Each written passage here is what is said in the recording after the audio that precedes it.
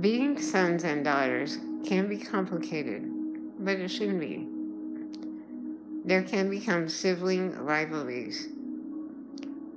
Possibly being a father is complicated also, and something to consider this Father's Day weekend. I hope this is setting up to be a really nice Father's Day weekend for you. Thank you for the privilege to share this weekly encouragement with you. I'm praying for you and I love you.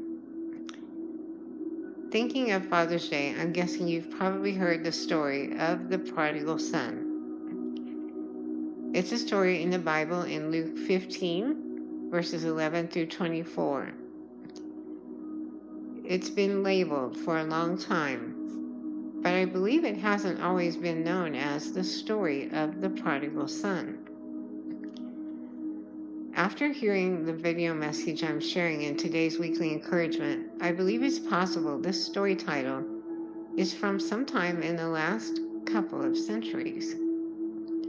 Prodigal is a concept I believe we may have inappropriately categorized this story as, because it's a story that tells of a lost son, actually two lost sons.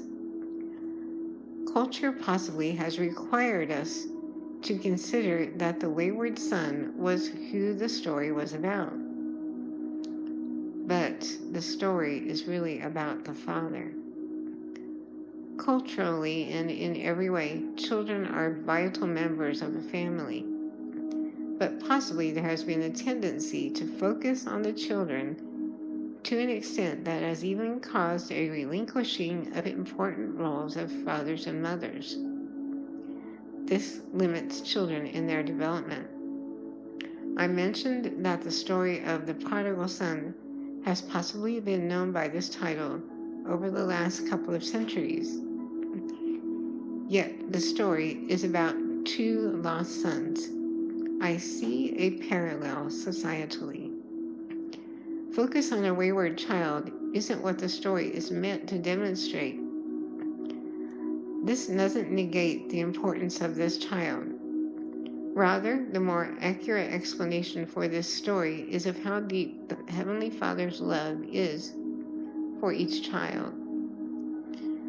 I wonder if it isn't true that we continue to be so uncomfortable, unaccustomed to the real love of our Heavenly Father, that we have created a different narrative for the story we have come to know as the story of the prodigal son.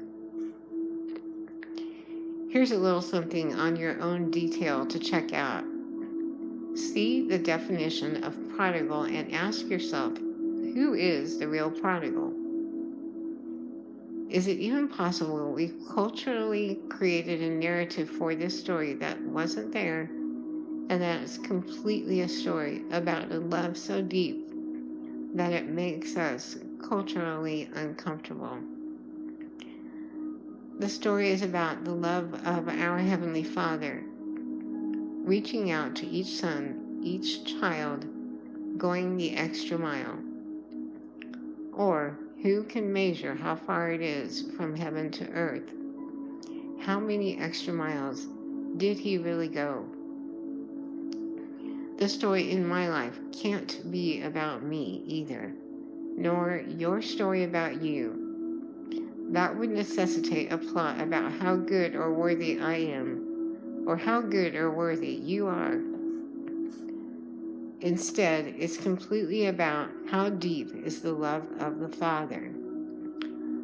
I understand some of us have to turn aside from the incapable example of an earthly father. Yet this is the reason the Bible story is available for us, to show an altogether more true picture of love that draws us to the perfect Father. This is a lot to receive. You are not alone. This is a lot to receive, and I believe we have let ourselves try to adjust the narrative. I can see that I have done this myself. I hope to allow myself to let the story be about His love and not about my ability to prove myself.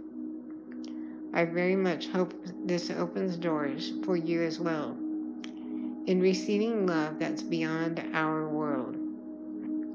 I pray this begins a new story in your life, a more true definition of love.